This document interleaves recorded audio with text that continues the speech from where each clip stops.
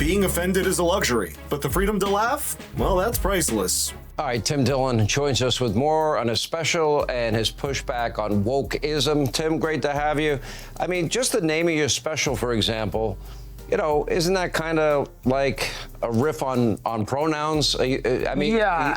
I mean, you'll have to watch it till the end. The last joke in it's referenced, but yeah, you know, listen, I think it's a luxury to be offended by something, and I think for a couple of years we were really into words, and people were offended by things, and like the Democratic Party made the last week of the election about a joke they didn't like at a rally that a comedian made.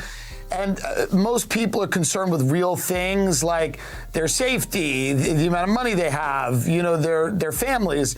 And I think people now are relaxing and they just want to hear things that are, you know, that are amusing and challenging, and they don't want to run away from these debates. I think they're important to have. And I think the Democratic Party got away from being the working class party, and now they seem to be like the party of very coddled college kids and very wealthy people who have the luxury of getting offended at like a joke or something like that.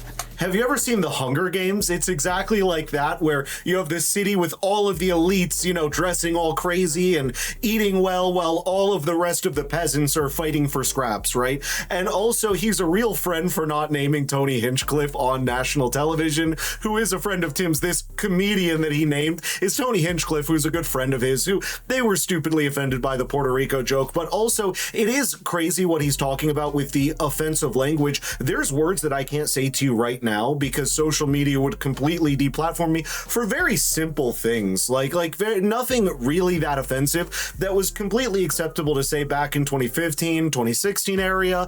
And then conveniently around the time Trump got elected, the Democrats made everything offensive. You know, you can't say like the R slur, you know, that's what you have to call it. Or, I mean, even on YouTube, you can't say like the word for unalive. Like, things like that are offensive and they're not good for advertising, which it's crazy because I grew up with kids shows that literally would say things like, again, the real term for unalive, right? They would say things like pew pew. They would say all of these things that I can't even say here on an adult show on YouTube because of this crazy offense culture that permeated everything. Yeah, I call them the party of coastal elites, you know, and they've lost touch with hardworking men and women and the people that make the country great. They champion men and their rights to play women's sports, and you know, they get all worked up if we find $150 billion in DEI, wokeism, transgenderism spent abroad. That's a constitutional crisis to them. They put the rights of illegals over the safety of Americans. You know, I want to go into your profession, though. And before they get into it, don't forget to subscribe to stick it to those elites. I want comedians like you to have the freedom to say whatever the hell you want. Yeah. When I watch Chappelle and I watch Chris Rock and certain other comedians, they say what they want, and guess what? I laugh because they're funny. Yeah, I don't think you have to agree with the comic. I don't think you have to think that the comic is right. I think you just have to think that it's funny and that maybe it's thought-provoking, and I think that's what we all try to do. When you look around at certain things in our society, you have to laugh at them, right? I mean, like, they're absurd. Absolutely. And if you behave in an absurd manner, people have to criticize you. You know, it's like, you know, I live in Los Angeles, and if there's not a city that's absurd, and that place is on fire as we speak, as Los Angeles, you know, then I don't know what is. You know, it's a kind of a crazy place. And a lot of the things don't seem to make any sense. So you got to point that out if your job is to point things out. Isn't it, can you imagine, isn't it obvious why Fallon and Colbert and Kimmel are dying? Because they just have an agenda. Oh, yeah. You know, great comedians to me are gonna just go for the laugh, and they don't care about politics. They don't have an agenda up there. And if you have the freedom to, like, I've noticed, I have not noticed you put a filter on anything you say. It kind of makes you unique, and I think that's a good, big reason for your huge success. Am I wrong? Well, I mean, listen, I try to say things I think are funny and or interesting and then they become funny. And I don't care if people in the audience agree with me. I'm not telling you who to vote for. I don't tell you what to do. I don't tell you how to raise your kids. But I just point out things that I find to be insane. And people look at that and hopefully laugh. And that's the job. I think the three guys that you mentioned are part of a system that has become a kind of unofficial spokesman for an establishment that people feel is like increasingly out of touch.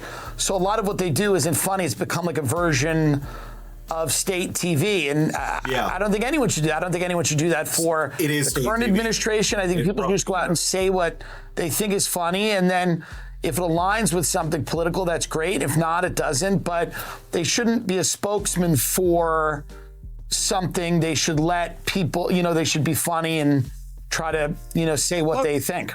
And this is absolutely true. For me, I don't call myself a free speech absolutionist just because, or absolutist, just because if you're calling for immediate violence on someone or you're being like, go attack that guy right over there, and they do it, or if Tim's on stage and gets the audience to attack someone, that's a problem. That's where free speech is an issue. I am a compelled speech absolutionist, meaning any case where you are compelled to speak in a certain way, I am absolutely not okay with that, or if someone's trying to make you speak in a certain way. So this is where I completely agree with Tim, is that they are compelling the speech of even the late night hosts to where it's basically propaganda, and they're attempting to compel your speech due to the things we talked about earlier. They've taken shots. Comedians have taken shots at me over the years. If it's funny, I laugh. Sure. Yeah. I've looked on social media. People put up funny stuff about me. When I see it and it's funny, I laugh. I think people have lost the ability to laugh at themselves. Oh my gosh. Is there gosh, anything in the back of your head when you're on stage that you won't say because, I don't need that headache? If I haven't figured out a way to make it funny, then I won't say it. But I don't think there's any topic that I won't there's go near. I just have to do the work to make it funny. Yeah, well, you're doing a good job. And thank you. I think we need a new rule, and the rule's got to be comedians, no topic is off limits. You can say any word you want to say, and if you don't like them, don't watch them or don't go to their show. That's called freedom. I'd like to live in a free country. Yeah, that is free.